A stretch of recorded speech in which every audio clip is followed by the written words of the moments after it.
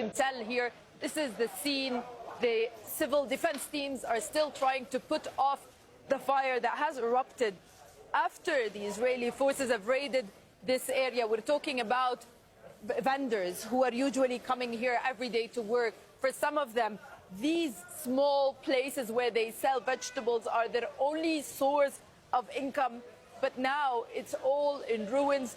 Not only here in the vegetable market that was affected, but we're talking also about the buildings that are close by. Of course, we cannot move forward. We've been banned by the teams that are still responding to the fire from accessing the area.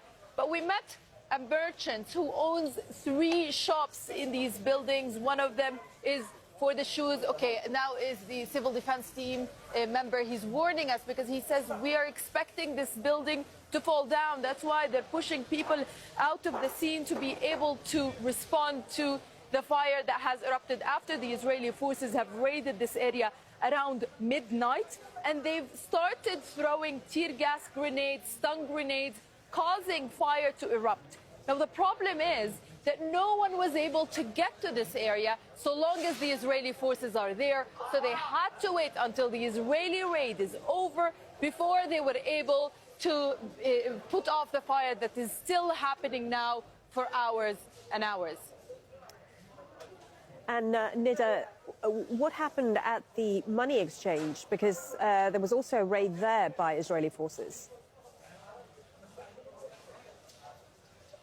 Well, we believe, Malin, that the main reason for the raid has been to target the exchange shops, the money exchange shops. We have 2 very close to where we are right now.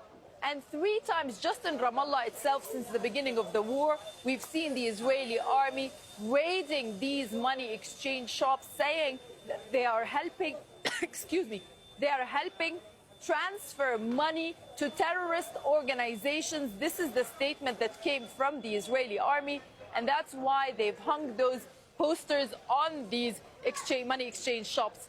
Tonight, they've asked them to close down. One of the places was destroyed.